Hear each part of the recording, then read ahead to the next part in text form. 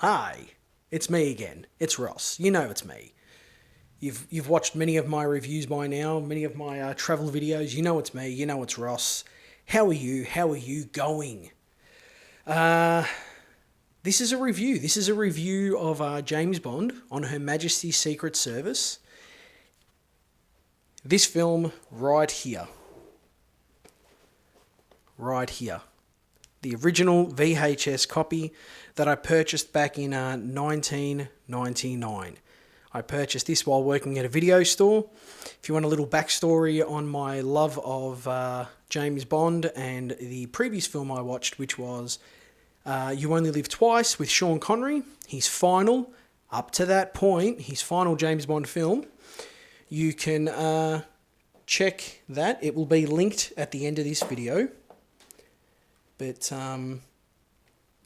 now we're talking about On Her Majesty's Secret Service, which is the first and last George Lazenby James Bond movie. You must give me the name of your oculist.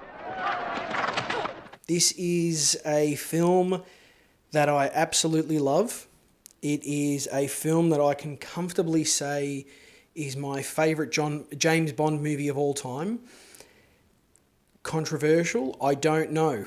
I've looked at what many other people have said in the past. I know that people add this. They tend to have this in their top 10 or their top 5, along with Casino Royale. On Her Majesty's Secret Service for me is easily my favourite James Bond movie. Now, let's get nostalgia out of the way. Yes, I have this on VHS, as I've shown you up there. Yes, I watched it in my very early mania, I'm going to call it, of James Bond movies. Yes, it was completely unknown to me at the time that there was an actor other than Sean Connery and, at that point, Pierce Brosnan that was James Bond. I didn't know. You have to remember, this is 1999 when I first watched On Her Majesty's Secret Service. We're talking 26 years ago. At this point here, I thought there was Pierce Brosnan at the time, was the James Bond, Pierce Brosnan. There was also Sean Connery was the original, and I always heard about the actor Roger Moore, but I never knew who he was. I heard nothing about Timothy Dalton. I never heard anyone talk about George Lazenby. And when I saw this movie sitting on the shelf at Kmart, I thought to myself, oh, it's a James Bond movie. I have no idea who this guy is, but I'll get it. So I purchased it. I added it to my small but growing collection of James Bond movies, and I sat down, watched it, and fell asleep. I'm not lying. When I watched this movie the very first time, I fell asleep. I was ill at the time. I was sick. And I was in my room, laying down on my bed. I was watching the movie, and I just passed out. During when he first goes to Piz Gloria. And I fell asleep. And when I woke up at about 2 a.m., I put the movie back on. I grabbed my headphones, dragged them all the way across, put my headphones on, and watched it from beginning to end. And I loved it. Back then, my first official viewing, and I loved it. Let's talk about this movie a little bit. Let's discuss what happened. In the previous review, You Only Live Twice, I mentioned how Sean Connery was getting to the stage with James Bond where he'd already played the character 5 times. He was starting to get a bit bored of it. Unfortunately, it comes across slightly on camera, but he was beginning to get a little bit bored of the character. He wanted to kind of stretch his wings a little bit. I don't think he was talking with producers at the time, so there was a bit of tension there. He left the role. And he was gone. And the producers, Cubby Broccoli and Harry Saltzman, were now looking for their next James Bond. They knew that they wanted to do another James Bond movie with Sean Connery or without. They knew that they needed an actor. They needed somebody who looked the part, spoke the part, walked the walk, had the action chops to do it, and would get out there and actually do it. And they stumbled across a model and an actor in TV advertisements at the time, which was George Lazenby. Now, the story goes that George Lazenby found out they were casting for the role of James Bond at the time with no prior acting apart from TV ads. I mean, he was a car salesman, apparently, at the time. He was selling cars. But he had no major acting roles apart from ads. He went to the same barber as Sean Connery in London, got his hair cut the same way, found out where Sean Connery was getting his suits tailor-made, rang up and said, hey, I need a suit very similar to Sean Connery. And they said, well, you're in luck because we actually have a suit that was tailor-fitted for Sean Connery. He never picked it up. It's here if you want it. So he went in, grabbed a suit. As George Lazenby says, it was a little bit short along the cuffs up there, but he took the suit. He went to the studio, the producer's office, snuck in, like ran in past the secretaries or the assistants that were there, and pretty much got the role like that. Now, it's worth noting again that he was not an actor. He had no acting skills whatsoever. He got the role simply based on when he was actually auditioning, they had to see how he fought. How could he fight on camera? How did he look? Was he comfortable? And he punched one of the stuntmen that he was, doing the scene with and knocked the guy out. And pretty much the producers went up to him and said, you got the role. You're the guy. You've got it. So that's it. That's it. Now we have the guy cast. We've got Diana Rigg, who was cast as Tracy. And we've got Blofeld. Or to destroy the economy of the whole world. So Blofeld was cast. Yes, Blofeld is back in this movie, and he's played by a TV actor at the time, Telly Savalas. Now, why that's interesting is because originally after Thunderball, they were going to actually make this movie. They were going to film on Her Majesty's Secret Service, but due to weather conditions, because it's set in the Swiss Alps, they had really bad, I think it was really low levels of snow, so they couldn't actually film it. So they didn't, and they instead made You Only Live Twice. Now, in the way the novels are said, or the way the novels are made, it goes You Only Live Twice, and it goes On Her Majesty's Secret Service, followed by You Only Live Twice. And that forms part of the Blofeld trilogy, which I believe they're called in the novels. That's kind of how they're done. So when you come to watch this film and you've got scenes with James Bond and with Blofeld speaking face to face, like me talking to the camera, and you've got them that close talking with each other, Blofeld doesn't recognise James Bond. Now, if you've watched the films in order, in You Only Live Twice, that's the first time Blofeld and Bond come face to face. So watching this film is jarring, but I suppose if you just let that go, if you just don't think about that, you're going to enjoy it a lot more. Now, what's the plot of the actual movie? The plot of the actual movie is it's 2 years after You Only Live Twice. Bond has been trying to find Blofeld with no luck. And M pretty much says to him, we're taking you off the case. You're not getting any progress. You're done. Like, get off the case. We're just going to give you another case. Bond doesn't like that, and he wants to get Blofeld. During the very beginning of the movie, though, Bond's travelling through Portugal, and he's cut off while driving along the beach and follows the car, which is a woman who's turned out to be Tracy, the main Bond girl of the film, and eventual wife, spoilers. And he actually goes there, saves her, drags her out back to the actual beach, and introduces himself as Bond, James Bond. My name's Bond. James Bond. Followed by a small fight with two guys. Bond wins. Tracy escapes. We cut to the You Only Live... On Her Majesty's Secret Service song, which is, I think my favourite title song of any of the James Bonds. It is... I love it. I absolutely love it. It is fully instrumental. There is no singing whatsoever. It plays, it's pumping, it is great. I absolutely adore it. But after that, Bond and Tracy spend the night with each other, and then Bond the next day is pretty much kidnapped by some goons who take him to meet their boss, who is Draco, who is Tracy's father. And Draco has connections to Blofeld, which he promises to give to Bond if Bond promises to pretty much court Tracy and get her mind off crap in her life, pretty much. He wants her to be focused on a man rather than be crazy in the head, as he pretty much puts it in the film. So because of now having Draco giving him information, Bond now actually finds out what Blofeld is after, where he's actually located, and then goes back to MI6 and tells M, and then M says, go for it, pretty much go.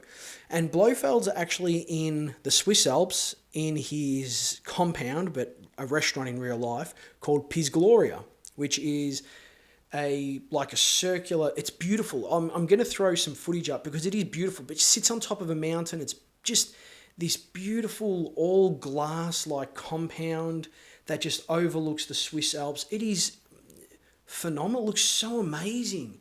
And during production, they actually spent money to help the people finish building the place so they could use it as their primary location in the movie.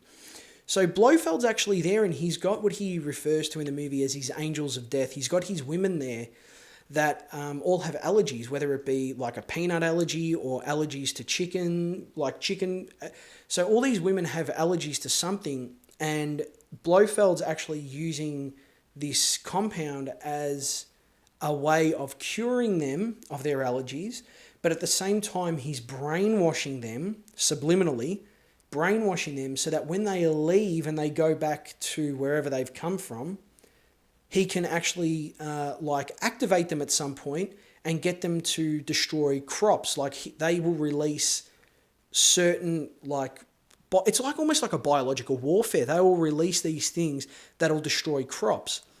So Bond is there now undercover using a fake voice, which is probably one of the worst things in this movie. Bond is he's at Piz Gloria under the identity of a person called Sir Hilary Bray. And throughout the sequence, for maybe about half an hour of the movie, George Lazenby has his voice dubbed, and it's jarring. I mean, it's done really well. You would never know if you just saw these sequences completely out of order, but it's very jarring. You think, just let the guy do his own thing. Let him just put on a... I mean, they've never met, so why would he have to put on a fake voice? So pretty much the story is Bond's going to Piz Gloria to get Blofeld, to find out what he's doing and get Blofeld, to stop Blofeld from unleashing biological warfare on the world. And all Blofeld wants in exchange for not doing this is a pardon for all his past crimes. He pretty much wants to be pardoned so he can just go out and go wherever he wants without anything. And it suits this film. It suits this Blofeld. Now, in my previous review when I spoke about Blofeld, I'm talking a lot about Blofeld, but there is a reason. In the previous movie, You Only Live Twice, they officially revealed Blofeld. And I mentioned that he reminded me of Dr. Evil and that it wasn't my Blofeld. And I said, the next Blofeld is my Blofeld. And when I see Telly Savalas with his bigger frame, he just gets out there. He gets out there and goes and gets him. There's a sequence in the movie where Bond is escaping on skis and he is skiing down the Alps. And Blofeld gives chase. He just puts his skis on with his men and he's giving chase and he's commanding his men what to do. Like, you go that way, don't let him escape. But Blofeld is in it. He's going after Bond. He doesn't hold back. Whereas in the previous movie, when you had Donald Pleasance,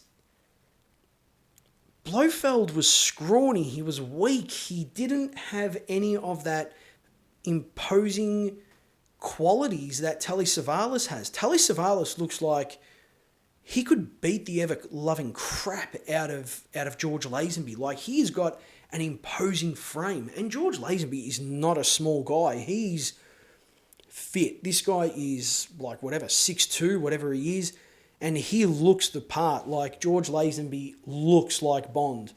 And it's amazing. So you've got this really great Telly Savalas. Diana Rigg, who plays Tracy, she is fantastic. Like, she is so good in the movie. And then you've got George Lazenby, who, as I said, first time acting. And he handles it quite well. If you had told me that he had acted in 10 movies before this, I would have believed you. He handles it well. You can tell that he's a little bit... It's tough to say, actually, because it's only because I know it's his first acting role that I'm looking at his acting a lot more. Like, if someone had told me that Dr. No was Sean Connery's first role, I would have been like, oh yes, you can definitely see that in this scene and this scene here. I actually don't really see that with George Lazenby. It's more because I know the behind the scenes that he was a prick. Like, and he says it. If you watch the DVD behind the scenes, George Lazenby says it. He was James Bond. He thought he could do whatever he wanted, and he was a movie star, and he was this, and he was that. But he was a bit rude, and he wasn't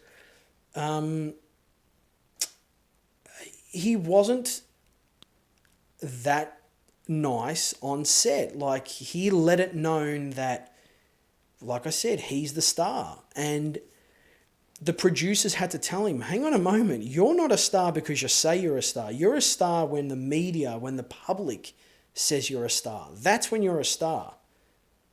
And I think that kind of put him in his place, because he was like that. And George Lazenby has since come out and admitted that he was a bit rude. He was a bit, yeah. And it's refreshing to see an actor admit to their faults, and George Lazenby does.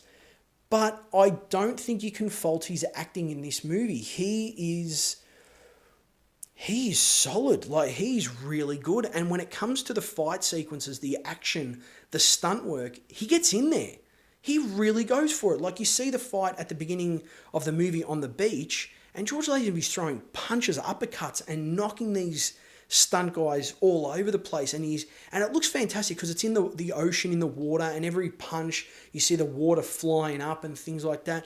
It's done so well, and I think that's a testament to not only George Lazenby, but I think also the director of the movie, who has done a phenomenal job, and he was actually the editor of You Only Live Twice, so the previous movie, and he came on this as director because they liked his work as editor.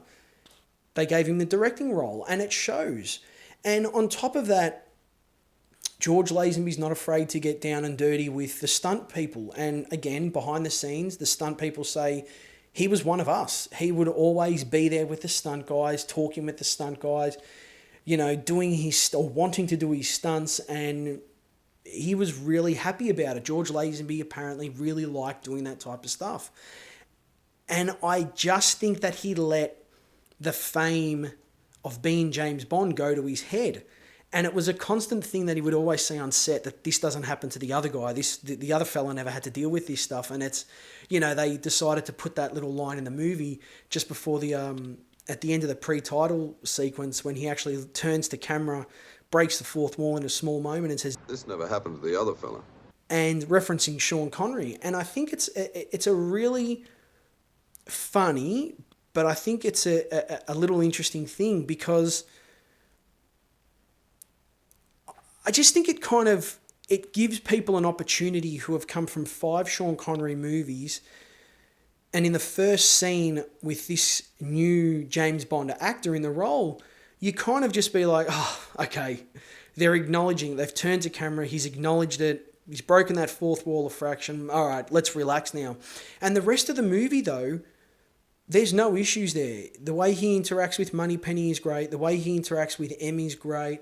He has a small scene with Q, but not like a Q branch scene. Doesn't go and get gadgets or anything like that. It's at the end of the movie during his wedding sequence.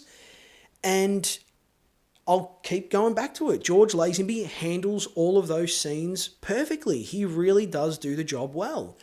And he carries himself well too. Like this is a tough thing to follow up. Like you're talking about James Bond. He was a phenomenon in the 1960s, and this guy's coming across and just saying, pretty much with his acting and with his abilities on screen and everything like that, there is Sean Connery. You've had Sean Connery for 5 films. I'm coming along now.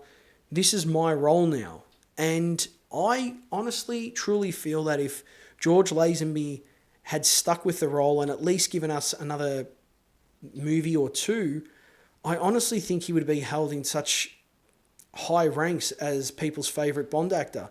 For me personally, he is in my top 3 James Bond actors, and I know that that's saying a lot considering there are some real brilliant actors out there that have played James Bond, and I'll get to that all eventually. I'll give my ranking on where I think actors sit for me in personal, opinion and things like that. But just based on this one movie, which is again my favourite James Bond movie, I really can't put a fault to this film. Like I said, the acting is brilliant. There is some amazing stunts. The ski sequences are just phenomenal. The assault on Piz Gloria, when Bond kind of jumps out of the helicopter and then he's using his machine gun and slides chest first along this layer of ice as he's gunning down goons. It's really amazing to see on camera, and it all looks really good. Like even some of the car chase sequences where Tracy actually comes to Bond's rescue and helps him, and she's driving, obviously a stunt performer, but the stunts, the sequences are really good.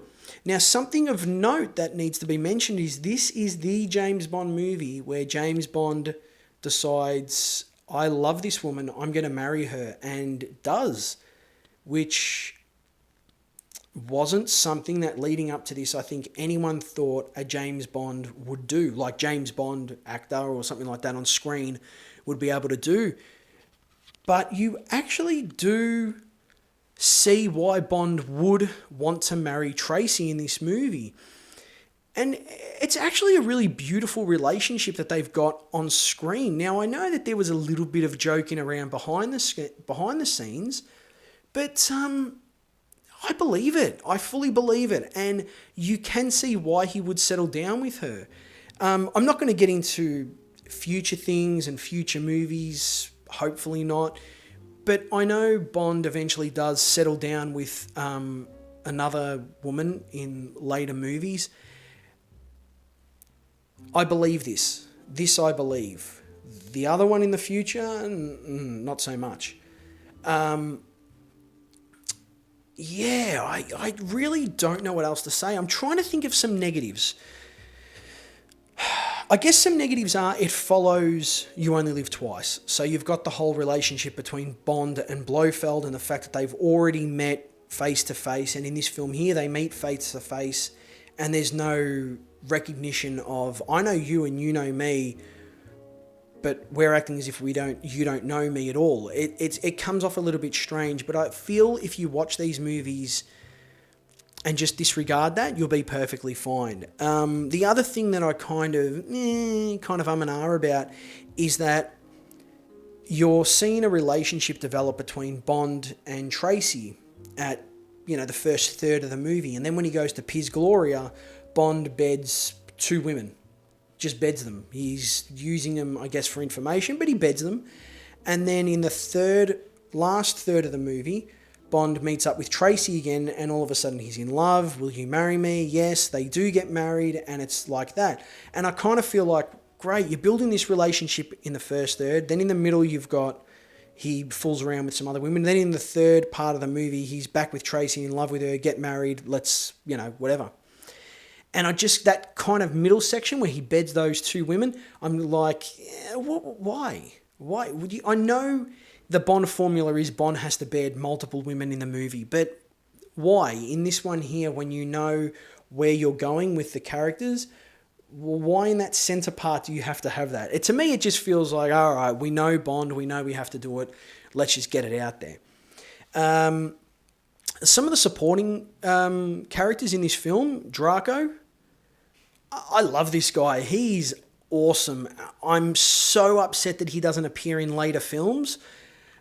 Not even a reference to the guy, because he's great. Like, his philosophy on women in this movie is a little bit like, ooh, you're definitely from the 60s, maybe even the 50s, but it just works so perfectly in this movie. I've mentioned Bond, he's great. Tracy's great. Blofeld is phenomenal. Then you've got Irma Bunt, who is like Blofeld's second in command at Piz Gloria, and she kind of like looks after the women that are there having their allergy treatment. She is equal parts scary, equal parts deadly, equal parts, did I say creepy? I'm going to say creepy again. But she's so perfectly put in this movie that there's no fault to her. And then you've got, that's the character's brilliant musical score throughout this movie. All the Time in the World, that song itself is fantastic. You've got the main theme song, which runs throughout this whole movie, especially in the ski chase sequence when it kicks in. Wow, awesome. And then you've got the wedding at the end of the movie when James Bond has the wedding and Tracy and James Bond are driving away, and then he pulls over to the side of the road, takes the flowers off the car, and Blofeld drives past with Irma Bunt. She's got a machine gun. She shoots.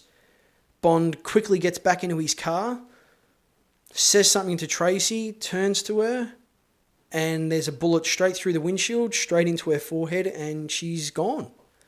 And it's sad. Like, you look at George Lazenby and you look at his acting, and there is no way in the world you can say that this guy is a bad actor. You look at him and he is just, he's gutted, he's heartbroken.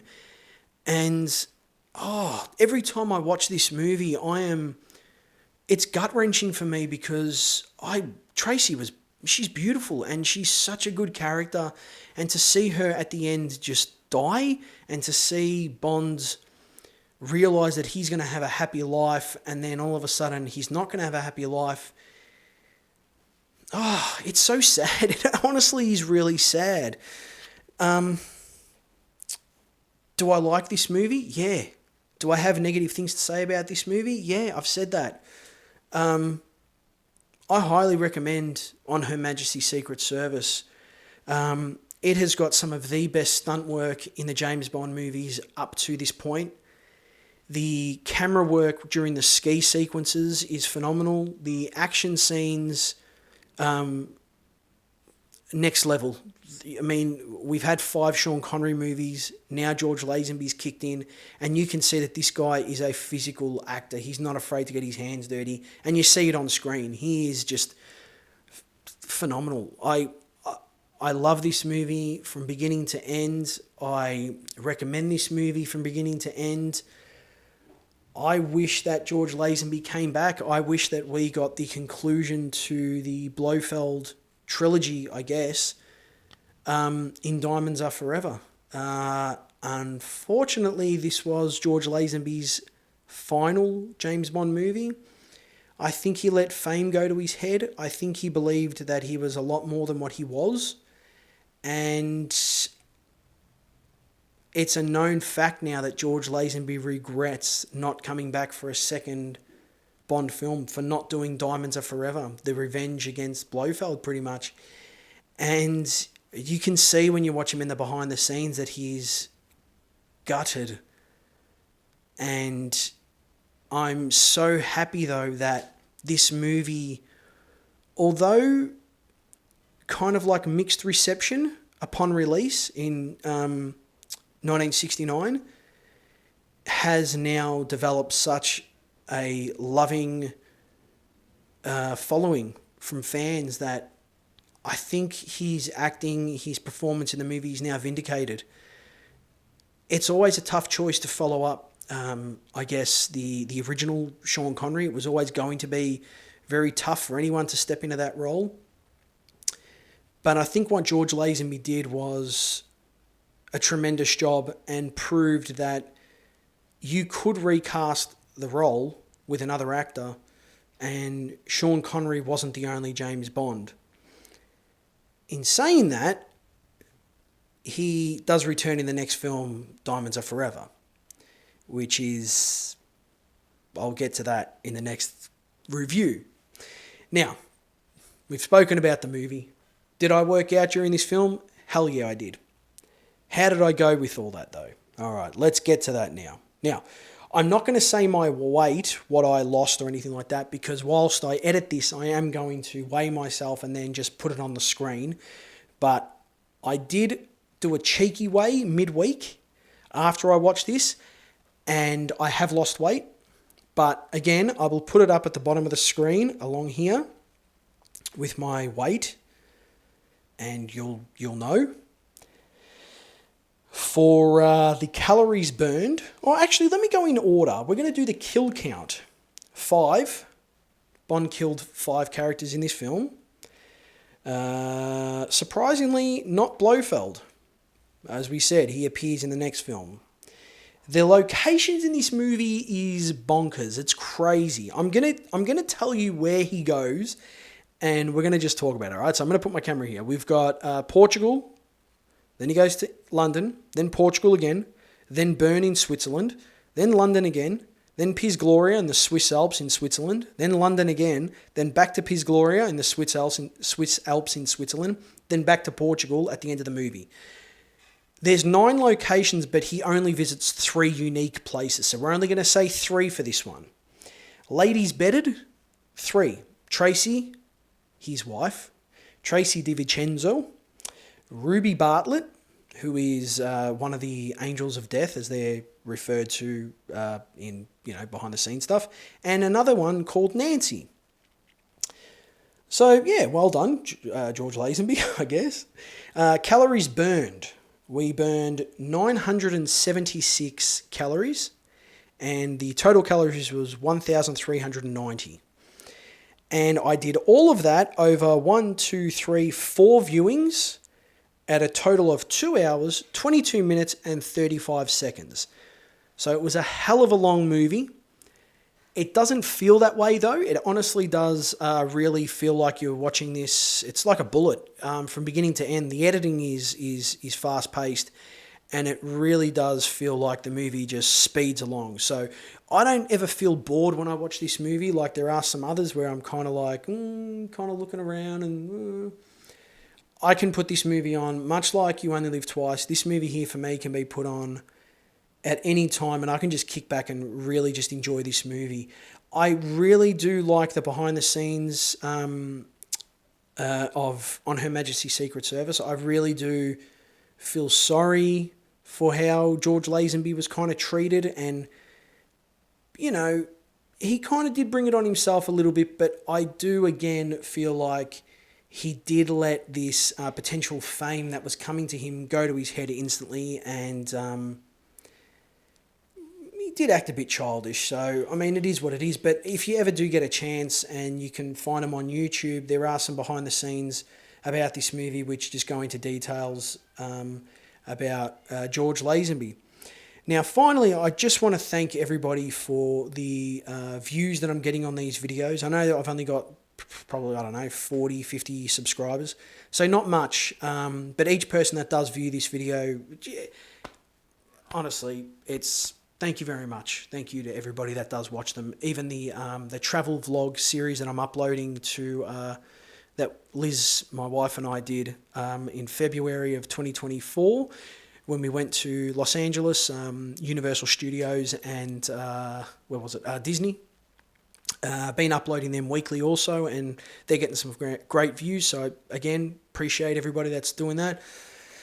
Thumbs ups, comments, subscribes, anything like that. It all means the world to me. It honestly does. Like I've said, and I'll say it again, I pour my heart and soul into these. I may be a little bit nervous on camera, but that's, that's me as a person. But it's when it becomes behind the scenes, when it comes to editing, that's where I really have a good time doing these. And I love chopping up these videos and just putting clips in here and there, a bit of music in here and there.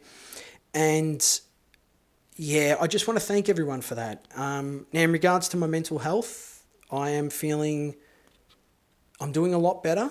So for anyone that has privately asked me, thank you very much. For anyone that's just wondering, thank you very much also. But please let me know how you're going in the comments below. I'd love to hear how you're doing, hopefully well, but if not, we can always have a discussion. My Instagram will pop up on the screen here. You can privately message me there if you don't feel comfortable doing that on YouTube. Now, in regards to the way these are being uploaded, these reviews, I'm giving myself a little bit more time to watch the movies, record them, edit them, so they're not going to go up every Monday as they have, or every Sunday, depending on where you are around the world, but they will be going up on a weekly schedule. So every single week there will be a review. It's just when it actually lands is a different story. And I apologize for that, but I don't like rushing these things. I really do like taking my time and doing the best that I can.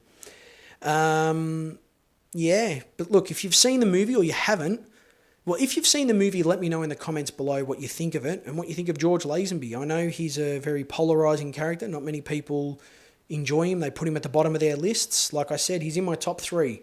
This movie is my number 1 James Bond film. It skyrockets to the top and it'll stay there throughout the entire series. Over 25 movies, this movie will always be my number 1, no matter what.